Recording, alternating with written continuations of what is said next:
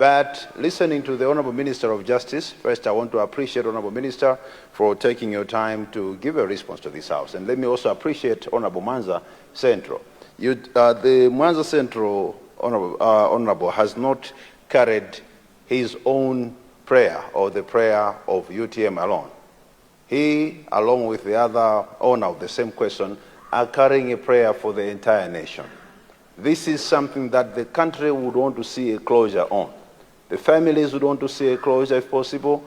All those that lost their beloved ones and the nation at large would want to see this matter giving the responses that really would soothe our hearts and say, this is a true reflection of what happened to cause that accident. And listening to the Honourable Minister further, he indicates that this House will constitute a committee that should do the other investigation. It's a recommendation. Well, thank you for that. But I wanted to suggest, Honourable Minister, if possible, this House being a political House, and we will agree that this matter, in one way or another, has been politicized, whether directly or indirectly.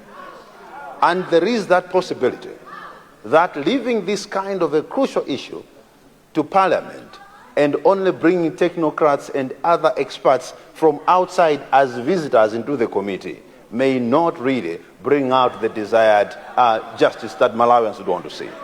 Our recommendation, or my recommendation, would be that the presidency should come up with a committee, a national committee that's going to comprise experts, and should there be a need for a joint committee with Parliament, let that be.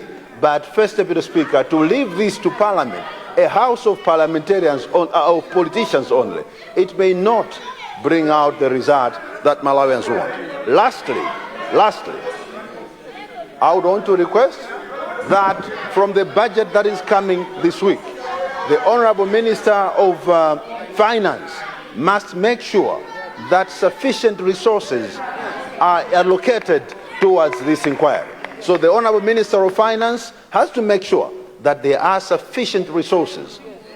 There must be sufficient resources in the budget for the carrying out of this investigation. Thank you very much, Mr. Speaker. Thank you. Mpenu, Ulilongo Mpenu. Thank you, Mr. First Deputy Speaker, sir.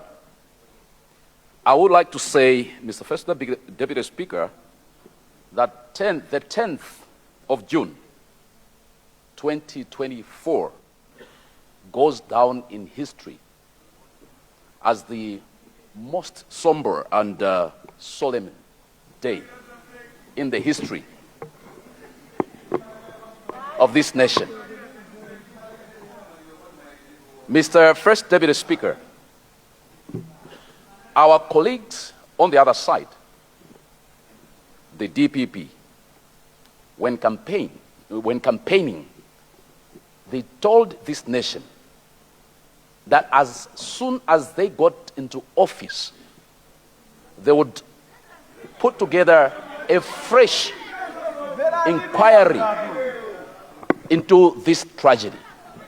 And we were all made pregnant with the expectation that a fresh investigation into this tragedy would be conducted. Now, whilst we respect the advice that the Minister of Justice has given to the head of state, and whilst we respect the constitutional provisions that give mandate to this House to put together a committee that would carry out an investigation into any matter of national interest. Mr. First Deputy Speaker, as the whip this side indicated, allowing this House to investigate this matter would be to reduce the weight of this matter.